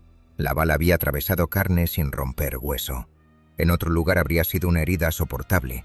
Allí era una deuda que crecería con intereses. Abrieron el bidón. Agua caliente, con sabor a metal y cuero, pero agua. Ortega repartió con una disciplina casi cruel. Nadie podía beber hasta saciarse. Ferrer, que había cargado el bidón bajo fuego, recibió la misma medida que los demás. Lo aceptó sin una palabra. Cuando el sol terminó de caer, escucharon a lo lejos el motor de la camioneta, o quizá otro vehículo llegando al campamento atacado. Después, disparos sueltos, señales. La caza iba a cambiar. Ya no los perseguían solo como fugitivos. Ahora habían herido, robado y humillado a una partida. Ortega miró el bidón medio lleno y comprendió la aritmética. Habían ganado un día de vida, tal vez menos. A cambio, habían encendido el territorio. Cerca de la 1 oyeron perros, no muchos, 2, quizá 3. El sonido llegó desde el sureste, débil, interrumpido por el viento. Los hombres se detuvieron como si una cuerda invisible les hubiera cerrado la garganta. Los perros cambiaban la naturaleza de la persecución. Los hombres podían ser engañados por huellas falsas, piedras y sombras. Los perros leían otra escritura: sudor, sangre, miedo, piel. Ortega cerró los ojos un segundo. Necesitaba agua para borrar olor, y el agua era vida. Necesitaba humo, pero el humo era señal. Entonces recordó una vaguada salina marcada en su libreta, una depresión blanca donde el suelo mordía las botas y el aire olía a mineral. Si lograban alcanzarla antes del amanecer, quizá el rastro se rompería. «Al norte», dijo. «La costa está al norte», respondió Salgado. No vamos a la costa, vamos a la sal. Caminaron durante 3 horas en un silencio deshecho por los perros cada vez más cercanos. La salina apareció como una mancha pálida bajo las estrellas. El suelo crujía al pisarlo, una costra seca sobre barro amargo. Ortega ordenó caminar en abanico durante 100 metros, luego volver a juntarse pisando sus propias huellas. Después vertió un poco de agua sobre la venda ensangrentada de Beltrán y la enterró bajo una piedra en dirección contraria. Era un cebo miserable, tal vez suficiente. Los perros llegaron al borde de la salina cuando los españoles ya se habían ocultado en una línea de roca al norte. Oyeron los ladridos cambiar de tono. Primero seguridad, luego confusión, después furia. Voces humanas respondieron en la oscuridad. Linternas barrieron el terreno, demasiado lejos para encontrarlos, pero lo bastante cerca para enseñarles los dientes de la noche. Las linternas avanzaron hacia la venda enterrada. Un perro ladró con violencia. Los hombres corrieron hacia el cebo. Ortega no sintió alegría, solo anotó el tiempo ganado. 10 minutos, 15, quizá media hora si Dios estaba de humor burocrático. Cuando volvieron a levantarse, el cielo empezaba a aclarar por el este. Habían sobrevivido a otra noche, pero no habían escapado. Detrás la caza seguía organizada, paciente, multiplicándose. Delante, el desierto no ofrecía refugio, solo más espacio donde ser vistos. Ortega ajustó el vendaje de su tobillo, levantó el bidón y lo entregó a Ferrer. «Hoy no dejaremos huellas», dijo. Ferrer miró la extensión de piedra y sal frente a ellos. «Eso no se puede prometer, mi sargento». Ortega observó el horizonte, donde la luz nueva empezaba a convertir cada hombre en una sombra fácil. «Entonces dejaremos demasiadas». Al tercer amanecer después de la ruptura, el mar apareció como una mentira. No fue una línea azul al final del mundo. Primero llegó el olor, sal, humedad, algas podridas. Luego el viento cambió y llegó desde el norte con una frescura áspera. Finalmente, cuando el sol empezó a deshacer la sombra de las lomas, vieron entre dos crestas una franja pálida, inmóvil, imposible, el Atlántico. Nadie habló. Decir mar era decir Sidi Ifni, agua, médicos, pan, una pared detrás de la cual no hubiera hombres buscándolos. Decir mar era llamar a la esperanza, y la esperanza, después de 3 días, era casi una forma de fiebre. Ortega se permitió mirarlos solo un segundo. Después bajó la vista al terreno. Entre ellos y la costa quedaban quizá 8 kilómetros, pero ningún hombre huía en línea recta. Había una garganta seca hacia el noroeste, una pista de cabras y más allá, unas terrazas abandonadas donde podrían ocultarse hasta la noche. Si las alcanzaban antes del mediodía, quizá entrarían en el perímetro español y caer la oscuridad. Quizá. Era todo lo que les quedaba. Eran 6 ahora. Ortega, Salgado, Ferrer, Torres, Medina y Beltrán. Arenas se había perdido durante la madrugada o había caído en silencio en alguna grieta. Salgado pidió 2 minutos para buscarlo. Ortega concedió 1. No encontraron nada. Desde entonces Ferrer no miraba al sargento igual. Beltrán iba peor. La herida del hombro, que al principio parecía soportable, había empezado a hincharse. El brazo le colgaba rígido. La fiebre le daba un brillo húmedo a los ojos. Cada paso suyo era un retraso que el grupo pagaba con distancia. Aún así no se quejaba. Esa dignidad lo volvía más pesado. Al bajar hacia la garganta oyeron disparos al sur. No iban dirigidos a ellos, eran señales. Después llegó el motor de un vehículo lejano, quizá en la pista principal. La persecución se había abierto como una red. Ya no los seguían por un solo rastro, cerraban salidas. Ortega se detuvo junto a una roca partida y desplegó el mapa. La costa quedaba cerca, pero cerca no significaba accesible. Entre ellos y el perímetro español, cualquier cosa que se moviera podía ser abatida antes de que gritara su nombre. Salgado se inclinó a su lado. Si cedimos la garganta, nos encierra. Sí. Si subimos por la ladera, nos ven. También. Entonces no hay camino. Ortega dobló el mapa. Hay caminos. Lo que no hay es uno bueno. Continuaron por la garganta pegados a la pared occidental para aprovechar la sombra. El bidón de agua robado estaba casi vacío. Ortega había calculado un último reparto al mediodía, otro al anochecer y nada más. A media mañana encontraron una construcción derruida. 4 muros de piedra seca, sin techo, quizá un antiguo corral. Allí descansaron 3 minutos. Beltrán se sentó contra la pared y no pudo levantarse cuando Ortega dio la orden de seguir. Lo intentó una vez. La cara se le volvió gris. Ferrer se acercó para ayudarlo, pero Beltrán negó con la cabeza. «No me levantéis todavía». Ortega se agachó frente a él. Quitó la venda del hombro. El olor llegó antes que la visión. Carne caliente, sangre vieja, infección. La bala no había roto hueso, pero el desierto había terminado lo que el plomo empezó. La piel alrededor de la herida estaba tensa y roja. «Puedes caminar», dijo Ortega. No era pregunta. Beltrán sonrió con una mitad de la boca. «Puedo caer hacia adelante muchas veces. No sé si eso cuenta». Ferrer se volvió hacia el sargento. «Lo llevaremos». Ortega miró la garganta, estrecha, irregular, con tramos donde dos hombres juntos apenas cabrían. Miró después el cielo, cada vez más claro. Si cargaban a Beltrán, perderían velocidad. Si perdían velocidad, los cerrarían antes de la noche. Si los cerraban, morirían todos o serían capturados. La aritmética era limpia. Precisamente por eso resultaba monstruosa. «No podemos». Ferrer dio un paso hacia él. «No he preguntado si podemos». Salgada intervino antes de que la violencia tuviera forma. «Ferrer, usted cállese, mi teniente». El insulto quedó flotando entre los muros del corral. En otro momento habría significado arresto, consejo de guerra, disciplina. Allí no significaba nada. Las jerarquías se habían secado con el agua. Quedaba solo la autoridad de quien podía conducirlos vivos, y esa autoridad empezaba a quebrarse. Medina, que hasta entonces había hablado poco, se persignó y miró hacia la salida de la garganta. «Vienen». Medina tenía el oído pegado a la piedra. Ortega se arrodilló y escuchó. Al principio nada, luego un eco bajo, repetido. Cascos o botas sobre roca, voces lejanas.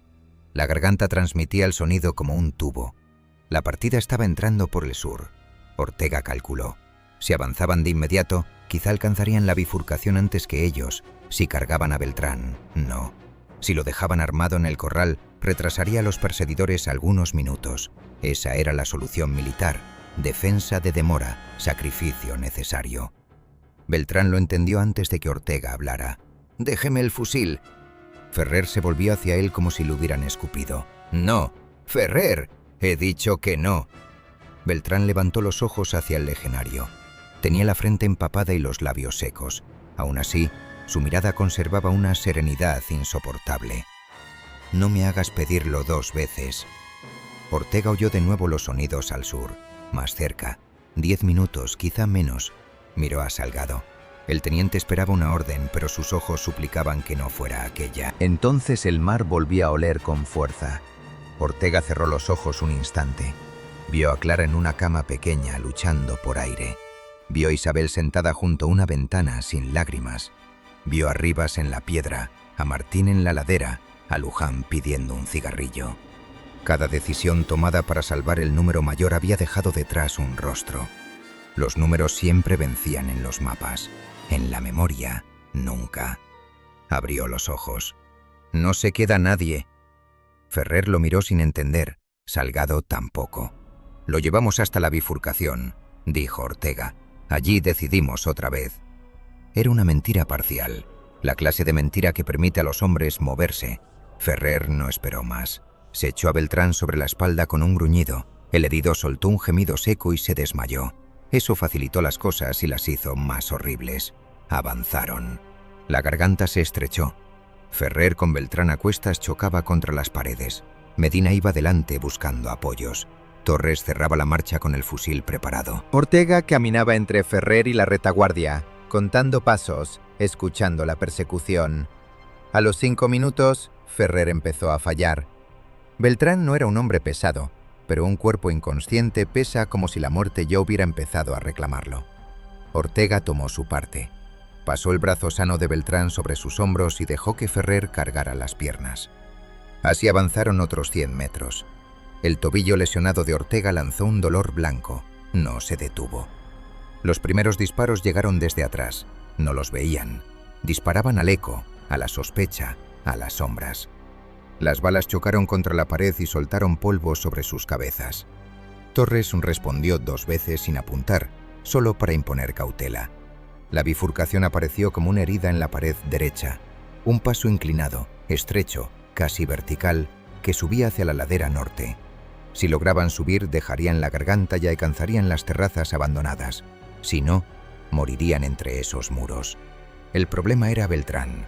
Un hombre sano podría trepar usando manos y rodillas. ¿Un herido inconsciente? No. Ferrer intentó levantarlo. La pendiente lo rechazó. Resbaló y cayó de espaldas, protegiendo al herido con su propio cuerpo. Una bala golpeó la roca a medio metro.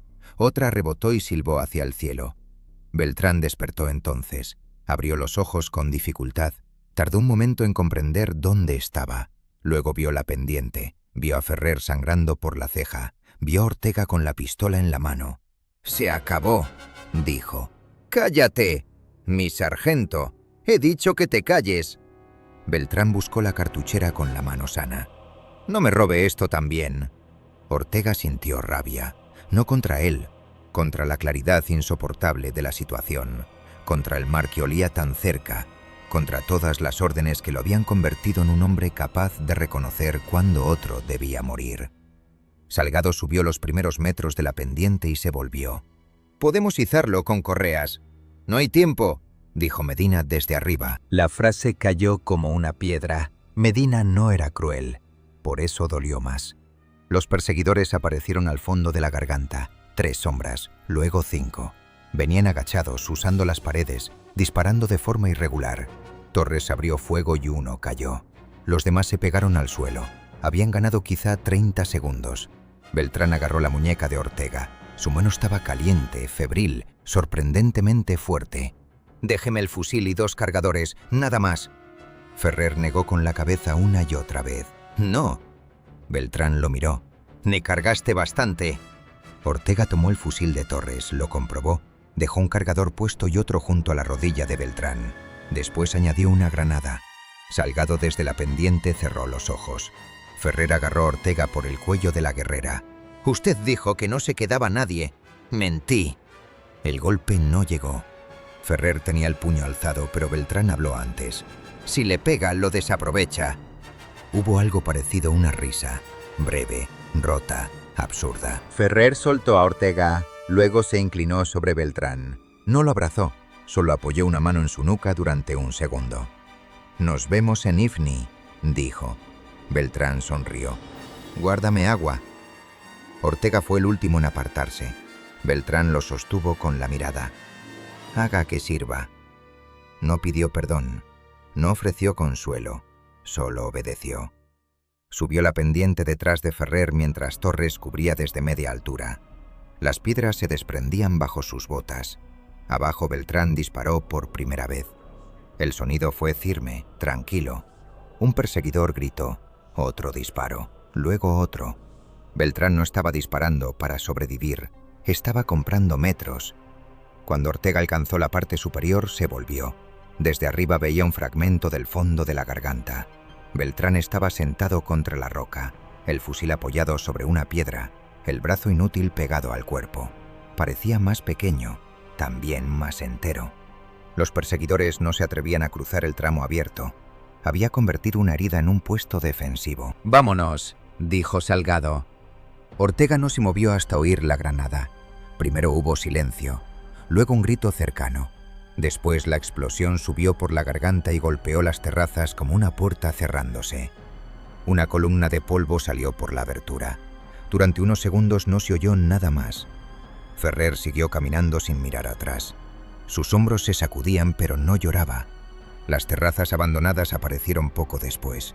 Muros bajos de piedra, tierra seca, higueras retorcidas, acequias vacías. Al norte el mar se veía ya con claridad. Más allá de una última línea de colinas debía estar el perímetro español. Podían llegar antes de la noche si no los detenían. Eran 5. El último reparto de agua se hizo bajo una higuera sin frutos. Ortega ofreció a Ferrer el primer trago. El legionario lo rechazó. Beltrán me dijo que se la guardara. Ortega sostuvo la cantimplora un momento. Luego bebió lo mínimo y la pasó a Salgado. Nadie mencionó al hombre de la garganta, no hacía falta. Beltrán caminaba con ellos de la única forma en que los muertos acompañan a los vivos, pesando. Al reanudar la marcha, Ortega comprendió que el último dilema no había sido dejarlo o cargarlo. El verdadero dilema había ocurrido antes, cuando decidió mentir para que Ferrer avanzara. cuando aceptó que un hombre podía ser salvado durante 100 metros aunque estuviera condenado al 101. Tal vez eso era humanidad, tal vez era crueldad con mejor máscara. Siguió caminando hacia el mar, con 4 hombres detrás y demasiados nombres a la espalda. La última línea de colinas no parecía una frontera. No tenía alambradas, ni torres, ni banderas visibles. Era solo una sucesión de lomos secos, detrás de los cuales el mar respiraba con una paciencia inmensa. Sin embargo, para los 5 hombres que avanzaban hacia ella, aquella línea dividía el mundo en 2 mitades absolutas. De un lado quedaban la Garganta, Beltrán, la Salina, Rivas sentado contra la roca, Martín caído bajo la bengala y Tabelcut ardiendo como una señal inútil. Del otro, si los mapas, la suerte y Dios no mentían otra vez, debía estar el perímetro español. Ortega ya no caminaba bien. Su tobillo izquierdo se había convertido en una masa caliente, hinchada, ajena, metida dentro de la gota como un animal muerto. Cada paso exigía una negociación. La pierna prometía sostenerlo 1 metro más y después volvía a traicionarlo. Él aceptaba la traición y daba otro paso. La voluntad, descubrió, no era una llama noble, era algo más bajo, más obstinado, parecido a una piedra empujada por una corriente. Salgado iba a su derecha, demasiado pálido. Ferrer marchaba delante con el fusil capturado y una cojera reciente por el roce de bala en la pierna. Torres cerraba la formación, el cuello vendado, mirando cada pocos segundos hacia el sur. Medina caminaba en silencio absoluto, con los labios moviéndose sin voz, quizá rezando, quizá contando pasos para no pensar. A media tarde vieron humo. No humo de combate, humo de cocina, limpio, vertical, mezclado con un olor imposible, aceite caliente. «Estamos cerca», murmuró Salgado. Ortega no respondió. Miró más allá del humo. Vio una pared baja de sacos, una antena, el perfil de un camión, algo que podría ser una bandera enrollada alrededor de un mástil. Demasiado lejos para distinguir colores, demasiado cerca para permitirse error. Entonces sonó el primer disparo. No venía del puesto, venía desde el sur, detrás de ellos. La bala pasó alta y se perdió en la ladera. Luego otra golpeó una piedra junto a Torres. La persecución os había encontrado al fin, o había adivinado la última ruta. Ortega se volvió y vio figuras moviéndose entre las rocas de la colina opuesta. No muchas, 6, quizá 8. Suficientes. ¡Abajo! Todos cayeron. Ferrer respondió con 2 disparos. Salgado buscó una posición detrás de un muro natural. Medina, en lugar de cubrirse, miró hacia el humo como un niño al que le arrebatan un juguete a la puerta de casa. «¡Nos oyen! ¡Tienen que oírnos!». Ortega no estaba seguro. Entre ellos y el puesto había viento, terreno ondulado y tal vez hombres asustados que no dispararían hasta identificar. La distancia hasta la línea española sería de 1200 metros, quizá menos. 1 kilómetro de terreno abierto y roto, una eternidad. Los perseguidores avanzaban con cautela, ya no corrían. Uno llevaba prismáticos, otro se movía hacia la izquierda para cortarles el descenso. El más viejo, quizá el rastreador de las cabras, permanecía atrás, señalando con calma. Ortega comprendió el diseño. No querían matarlos allí. Querían fijarlos hasta que otra partida cerrara por delante, o hasta que el puesto español, confundido por el fuego, disparara contra todo lo que se moviera. Ser abatidos por los suyos era una posibilidad tan lógica que casi le arrancó una risa. Salgado sacó un trozo de tela sucia que alguna vez había sido blanco. Lo ató a la baqueta de su fusil y la levantó un palmo sobre la roca. Una bala enemiga lo agujereó de inmediato. El trapo cayó. «No ha servido», dijo Medina. «No era para ellos». Pero desde el puesto no llegó respuesta. Tal vez no los veían. Tal vez los veían y no entendían. Tal vez estaban esperando órdenes, esa costumbre española de pedir permiso a la muerte antes de apartarse de su camino. Entonces Ortega vio un cable telefónico caído entre 2 piedras, medio cubierto de polvo, descendiendo por una hendidura hacia el puesto. La idea llegó incompleta, absurda, pero posible. La línea no solo podía conducir al puesto, podía hablar. No con palabras quizá, pero sí con una interrupción. Si cortaban y unían los hilos en pulsos, tal vez alguien al otro extremo notaría la señal. Rivas lo habría hecho mejor. Ortega no era radiotelegrafista, pero conocía el lenguaje más antiguo de todos los ejércitos. Repetición, pausa, urgencia. «Medina y cuchillo. Salgado, cúbrame». Ferrer, fuego alto contra la izquierda. Ortega se arrastró hasta el cable bajo disparos esporádicos. La tierra caliente se le metía en la boca. Una bala le pasó tan cerca que sintió el aire contra la oreja. Llegó al cable, lo levantó con la mano izquierda y lo cortó con el cuchillo de Medina. Dentro había 2 hilos de cobre. Los peló con los dientes hasta notar sangre en la lengua. No sabía si la línea estaba viva. Juntó los hilos una vez, pausa, otra vez, pausa, 3 veces rápidas. Nada. Repitió. Una señal torpe, desesperada, casi infantil. 3 contactos, pausa, 3 contactos, pausa, 3 contactos. No era un código reglamentario. Era un puño golpeando una puerta invisible. Los perseguidores notaron el movimiento y concentraron fuego. Ferrer respondió con el fusil capturado. Salgado vació un cargador de pistola hacia la loma sin esperanza de acertar. Torres, herido en la cara, siguió disparando a intervalos para obligar al enemigo a calcular. La primera respuesta fue un disparo desde el puesto. No contra ellos, un tiro aislado, alto, hacia el cielo. Medina empezó a reír. Una risa seca, rota, casi sin sonido. ¡Nos han oído! Otro disparo desde el puesto. Luego una ráfaga de ametralladora dirigida hacia la loma sur. La línea de sacos cobró vida. Figuras corrieron. Una bandera apareció al fin, sacudida por el viento. Roja y amarilla, pequeña, sucia, real. Los perseguidores dudaron. Ese segundo bastó. ¡Ahora!, gritó Ortega. Corrieron. No fue una carga heroica. Fue una fuga final, fea y desordenada, con 5 hombres bajando una ladera entre piedras, cayendo, levantándose, perdiendo equipo, dejando sangre. El puesto español disparaba sobre sus cabezas, no siempre con buena puntería. Las balas amigas pasaban demasiado cerca.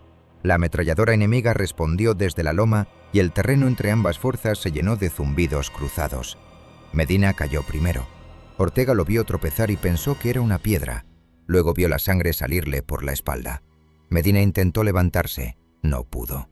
Estaban a 500 metros del puesto. Salgado se detuvo. Ortega también. Ferrer no. Ferrer giró sin preguntar, corrió hasta Medina y lo levantó por debajo de los brazos. El cuerpo del soldado colgaba, arrastrando los talones. Salgado cubrió con su pistola inútil. Ortega disparó la astra hasta que el percutor golpeó vacío. ¡Déjalo!, gritó alguien desde el puesto. No supieron si era orden, miedo o sentido común. Ferrer no lo dejó. Una bala le entró al legionario por la espalda, alta, cerca del hombro. Dio un paso más. Otra le golpeó en el costado. Cayó sobre una rodilla, todavía agarrado a Medina. Ortega llegó a ellos y trató de tirar de ambos. Era imposible. Ferrer pesaba como una pared derrumbada. Medina ya no respiraba. Ferrer miró a Ortega. No había reproche en sus ojos, tampoco despedida. Solo una fatiga inmensa. «Ahora sí», dijo. Ortega entendió. No obedeció de inmediato. Giró una vez más, con una fuerza inútil que le desgarró algo en el tobillo. Ferrer levantó la mano y lo empujó en el pecho. «Váyase, mi sargento». Salgado agarró a Ortega por detrás. Esta vez fue el teniente quien lo arrastró. Ferrer quedó en el suelo con Medina, usando el cuerpo muerto como parapeto, disparando el fusil capturado hacia la loma con una mano que ya empezaba a fallar. Cuando Ortega y Salgado alcanzaron los últimos 100 metros, soldados españoles salieron del puesto.